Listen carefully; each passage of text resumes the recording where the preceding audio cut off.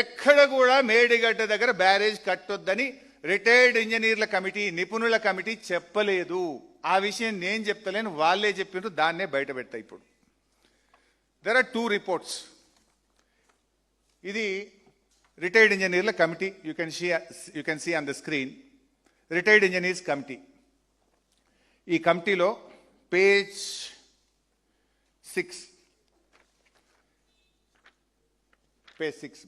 పైకి పోబావు, పైకి page 5 right, page 6 కింది right. Page 6 paragraph 3 you can see. Barrage site on main river Godavari near Medigadda, Mahadevpur. The Honorable CM has ordered the irrigation department to explore the possibility of constructing barrage on Godavari river near Medigadda to store about 5 TMC of water in river margin,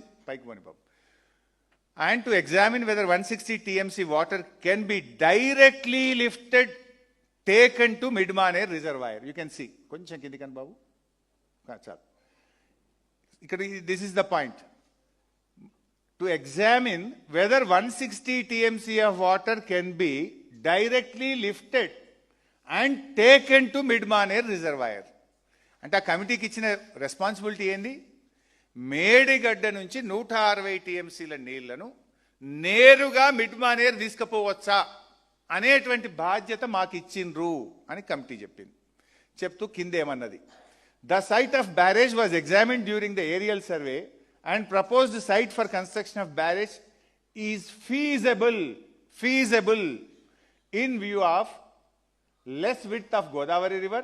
As per topo study of the FRL of the barrage can be fixed at about 105 meters without submerging Patta lands in Maharashtra state.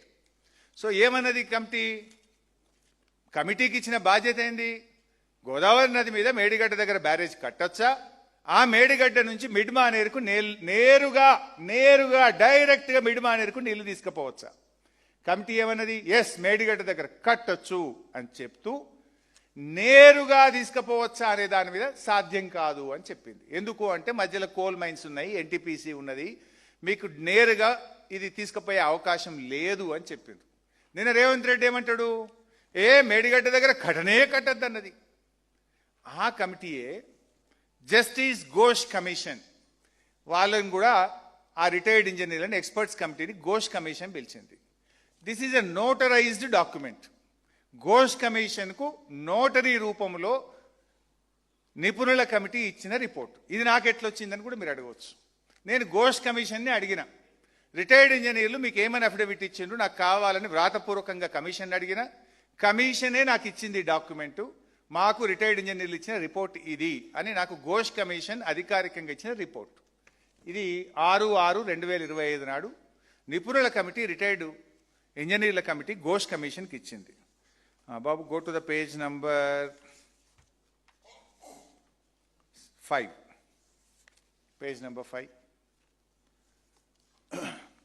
ఏం చెప్పింది నిపుణుల committee?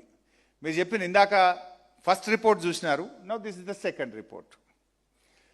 In our report dated 7th April 2015, at first report, on barrages on Godavari and Pranahita rivers, we have recommended that construction of barrage on main Godavari river near Medigadda and lifting 160 TMC of water directly to Midmaner reservoir is not desirable due to prohibitive cost and time consumption, and also has to pass through the coal belt areas.